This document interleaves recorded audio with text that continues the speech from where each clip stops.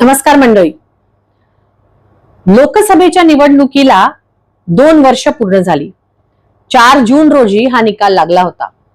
शिर्डी लोकसभा मतदारसंघातून वंचित बहुजन आघाडीचे अधिकृत उमेदवार म्हणून आदरणीय बाळासाहेब आंबेडकरांनी मला प्रतिनिधित्व करायची संधी दिली.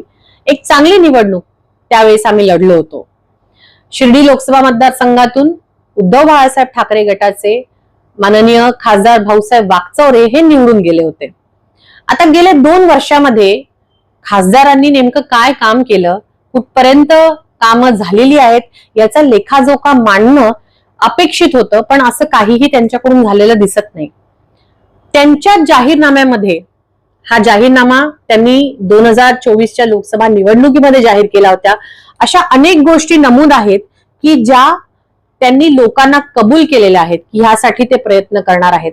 खरं तर खासदारांनी त्यांच्या टीमनी ह्याबद्दल स्पष्टपणे भूमिका मांडली पाहिजे, पुढे येऊन बोललं पाहिजे की कुठली कामं कुठपर्यंत आलीत. सगळीच कामं काही 5 वर्षात होणार नाही हे आम्हालाही समजतं, जादूची काडी कोणाकडेच नाही, पण किमान लोकांपुढे येऊन आपली भूमिका मांडणं की कामं कुठपर्यंत आली हे त्यांचं काम आहे, पण ते होताना दिसत नाही. त्याचबरोबर राजकीय, सामाजिक आणि इतर सगळ्या प्रश्नांवरती जसे बाकी खासदार जे आज ऑपोजिशन पार्टीज मध्ये आहेत, जे विरोधी पक्षात आहेत, ते आपली भूमिका ठामपणे मांडत आहेत. ते भाजप, RSS या सगळ्या विचारसरणींच्या विरोधात बोलत आहेत.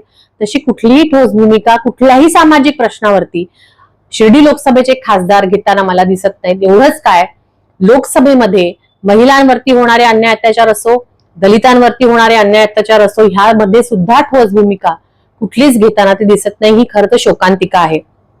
2 वर्ष झालेली आहेत, 3 वर्ष अजून कार्यकाळ त्यांना अजून बाकी आहे आणि काम करण्यासाठी खूप वाव आहे. नको त्या राजकीय उलथापालथींमध्ये कुठेही विसंबून न राहता आपल्या लोकसभेच्या लोकांनी आपल्याला निवडून दिलेलं आहे साहेब, त्यांच्यासाठी तुम्ही काम करा, हीच विनंती या निमित्ताने करते.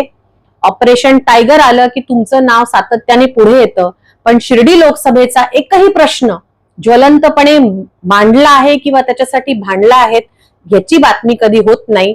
ही शोकांतिका आहे. धन्यवाद. जय भीम, जय शिवराय, जय संविधान.